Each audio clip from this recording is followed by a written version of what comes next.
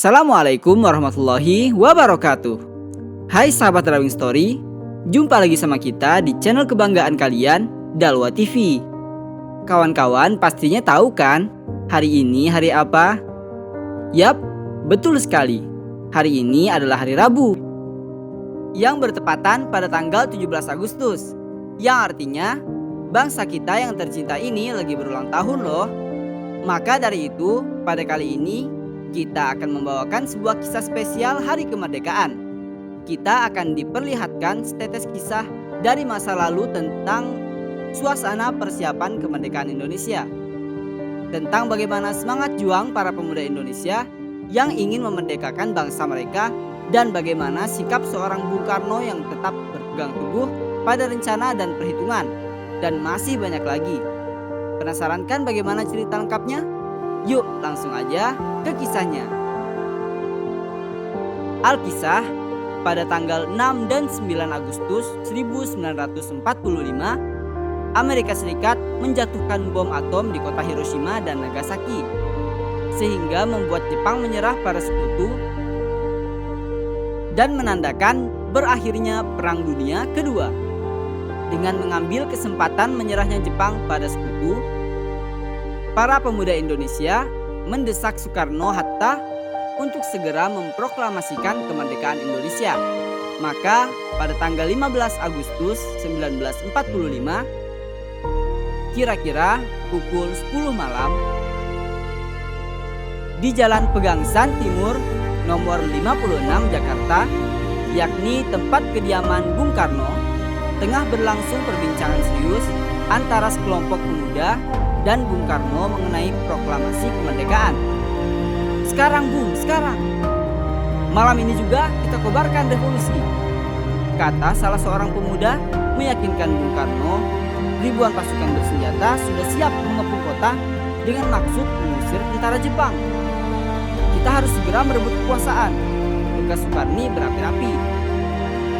Kami sudah siap mempertaruhkan jiwa kami, suruh para pemuda bersahutan. Kekuatan yang segelintir ini tidak cukup untuk melawan kekuatan bersenjata dan kesiapan total tentara Jepang. Coba, apa yang bisa kau perlihatkan padaku? Mana bukti kekuatan yang diperhitungkan itu? Apa tindakan bagian keamananmu untuk menyelamatkan perempuan dan anak-anak? Bagaimana cara mempertahankan kemerdekaan setelah diproklamasikan? Kita tidak akan mendapat bantuan dari Jepang atau sekutu. Coba bayangkan, bagaimana kita akan tegak di atas kekuatan sendiri. Demikian pernyataan Bung Karno dengan tenang. Akan tetapi, para pemuda tetap menuntut agar Soekarno-Hatta memproklamasikan kemerdekaan. Namun, kedua tokoh itu tetap pada pendiriannya semula.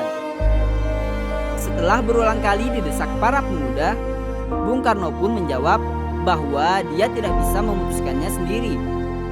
Dia harus berunding dengan tokoh lainnya. Utusan para pemuda pun mempersilahkan Bung Karno untuk berunding. Para tokoh yang hadir waktu itu antara lain Muhammad Hatta, Subarjo, Iwakusuma Somantri, Jojo Pranoto, dan Sudiro. Tidak lama kemudian, Bung Hatta menyampaikan keputusan bahwa usul para pemuda tidak dapat diterima dengan alasan kurang perhitungan serta kemungkinan timbulnya banyak korban jiwa dan harta. Mendengar penjelasan Hatta, para pemuda nampak tidak puas.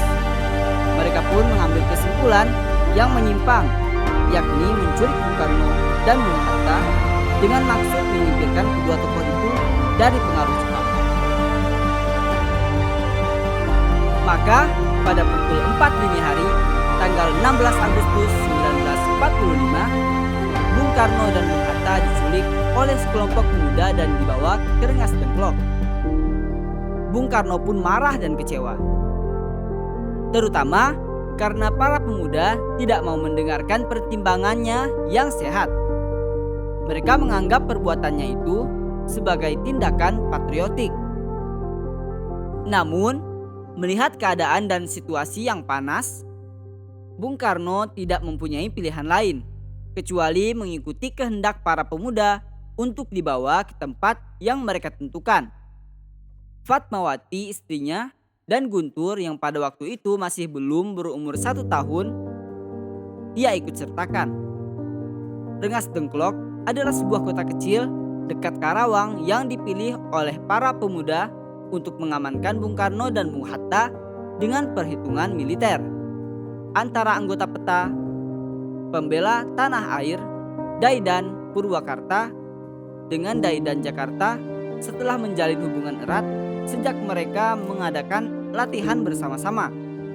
Di samping itu, Rengas Dengklok letaknya terpencil sekitar 15 km dari Kedung Gede, Karawang. Dengan demikian, deteksi akan dengan mudah dilakukan terhadap tentara Jepang yang mendekati Rengas Dengklok. Baik yang datang dari arah Jakarta maupun dari Bandung atau Jawa Tengah. Seharian penuh Bung Karno dan Bung Hatta berada di Rengas Dengklok. Maksud para pemuda untuk menekan mereka supaya segera menyatakan proklamasi kemerdekaan terlepas dari segala kaitan dengan Jepang. Rencananya tidak membuahkan hasil. Hal itu karena Bung Karno dan Bung Hatta tidak mau didesak begitu saja. Keduanya tetap berpegang teguh pada perhitungan dan rencana mereka sendiri. Di sebuah pondok bambu berbentuk panggung di tengah persawahan Rengas Dengklok, siang itu terjadi perbincangan panas antara Bung Karno dan sekelompok pemuda. Revolusi berada di tangan kami sekarang, dan kami memerintahkan Bung, kalau Bung tidak memulai revolusi malam ini, lalu apa? Teriak Bung Karno memotong kalimat orang itu sambil beranjak dari kursinya dengan kemarahan yang menyala-nyala. Semua terkejut, tidak seorang pun yang bergerak atau berbicara. Setelah suasana kembali tenang, Bung Karno kembali duduk dan dengan suara rendah ia mulai berbicara. Yang paling penting dalam peperangan dan revolusi adalah saat yang tepat. Di Saigon, saya sudah merencanakan seluruh pekerjaan ini untuk dilaksanakan pada tanggal 17 Agustus. Mengapa justru diambil tanggal 17? Mengapa tidak sekarang saja atau tanggal 16? Tanya Soekarno. Saya adalah seorang yang percaya pada mistis. Saya tidak dapat menerangkan dengan pertimbangan akal mengapa tanggal 17 lebih memberi harapan kepada saya. Akan tetapi, saya merasakan dalam kalbu saya sendiri bahwa itu adalah saat yang baik. Angka 17 adalah angka suci. Pertama-tama, kita sedang berada di bulan suci Ramadan. Waktu kita semua berpuasa. Ini berarti saat yang paling suci bagi kita besok hari Jumat. Hari Jumat itu Jumat Legi. Jumat yang berbahagia. Jumat suci. Al-Quran diturunkan pada tanggal 17. Orang Islam sembahyang 17 rakaat. Oleh karena itu, kesucian angka 17 bukan buatan manusia. Sementara itu di Jakarta, antara Mr. Ahmad Subarjo dari golongan tua dan Wikana dari golongan muda membicarakan kemerdekaan yang harus dilaksanakan di Jakarta. Laksamana Tadasimeida bersedia untuk menjamin keselamatan mereka selama berada di rumahnya. Berdasarkan kesepakatan itu, Jusuf Kunto dari pihak pemuda hari itu juga mengantar Ahmad Subarjo bersama sekretaris pribadinya Sudiro ke Rengas Dengklok untuk menjemput Bung Karno dan Bung Hatta. Rombongan penjemput sampai di Rengas Dengklok sekitar pukul 17.00. Ahmad Subarjo memberikan jaminan bahwa proklamasi kemerdekaan akan diumumkan pada tanggal 17 Agustus 1945. Selambat-lambatnya pukul 12.00. Dengan jaminan itu, Komandan Kompi Peta setempat, Bukando Subeno, bersedia melepaskan Bung Karno dan Bung Hatta kembali ke Jakarta. Rombongan itu pun sampai di Jakarta pada pukul 23.00 dan langsung menuju rumah Laksamana Tadasi Maeda di Jalan Imam Bonjol nomor 1. Setelah lebih dulu menurunkan istrinya Fatmawati dan putranya Guntur di rumah Soekarno, rumah Laksamana Maeda dipilih sebagai tempat penyusunan teks proklamasi karena sikap Maeda sendiri yang memberikan jaminan keselamatan pada Bung Karno dan tokoh-tokoh lainnya. Malam itu, di ruang makan rumah Laksamana Maeda dirumuskan teks proklamasi kemerdekaan. Maeda sebagai tuan rumah mengundurkan diri ke kamar tidurnya di lantai 2 ketika peristiwa bersejarah itu berlangsung. Miyoshi, orang kepercayaan Nishimura, bersama Sukarni, Sudiro, dan BM Diah menyaksikan Bung Karno, Bung Hatta, dan Ahmad Subarjo membahas rumusan teks proklamasi, sedangkan tokoh-tokoh lainnya baik dari golongan tua dan golongan muda menunggu di serambi depan. Rumusan teks proklamasi kemerdekaan yang akan dibacakan esok harinya disusun. Bung Karno menuliskan konsep proklamasi pada secari kertas. Bung Hatta dan Subarjo menyumbangkan pemikirannya secara lisan. Kalimat pertama dalam teks proklamasi merupakan saran Ahmad Subarjo yang diambil dari rumusan Dokuritsu Junbi Chosakai. Sedangkan kalimat terakhir merupakan sumbangan pikiran Muhammad Hatta. Menurut Bung Hatta, kalimat pertama hanyalah pernyataan dari kemauan bangsa Indonesia untuk menentukan nasibnya sendiri.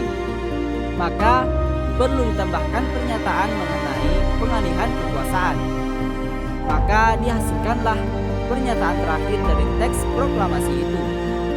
Setelah kelompok yang menyendiri di ruang makan itu selesai merumuskan teks proklamasi, mereka pun menuju serambi muka untuk menemui hadirin yang berada di sana. Waktu menunjukkan pukul 4.00 tanggal 17 Agustus 1945. Pada saat Bung Karno membuka pertemuan dini hari itu dengan beberapa patah kata, keadaan yang mendesak telah memaksa kita semua mempercepat pelaksanaan proklamasi kemerdekaan. Rancangan teks sudah siap dibacakan di depan saudara-saudara dan saya harapkan bahwa benar saudara-saudara sekalian bisa menyetujuinya, sehingga kita dapat berjalan terus menyelesaikan pekerjaan kita sebelum fajar menyingsing. Bung Karno pun mempersilahkan kepada para hadirin untuk menandatangani naskah proklamasi. Selaku wakil-wakil bangsa Indonesia, hal itu juga didukung dengan keinginan Bung Hatta dengan mengambil contoh pada Declaration of Independence Amerika Serikat. Akan tetapi, para pemuda tidak setuju dengan hal itu. Jikalau para tokoh golongan tua yang disebutnya budak-budak Jepang itu ikut menandatangani naskah proklamasi. Sukarni pun mengusulkan agar penandatanganan naskah itu dilakukan oleh 2 orang saja, yakni Bung Karno dan Bung Hatta. Para hadirin pun menyetujui gagasan tersebut. Naskah proklamasi kemerdekaan yang sudah diketik oleh Sudipto segera ditandatangani oleh Bung Karno dan Bung Hatta. Persoalan pun timbul tentang bagaimana proklamasi itu harus diumumkan pada rakyat di seluruh Indonesia dan juga keseluruhan pelosok dunia. Di mana dan dengan cara apa hal itu harus diselenggarakan. Sukarni yang pada saat itu dari golongan muda menyatakan agar proklamasi kemerdekaan diumumkan di lapangan Ikada pada tanggal 17 Agustus dengan cara memberitahukan pada rakyat Jakarta agar datang berbondong-bondong ke lapangan tersebut. Akan tetapi Bung Karno menolak saran itu.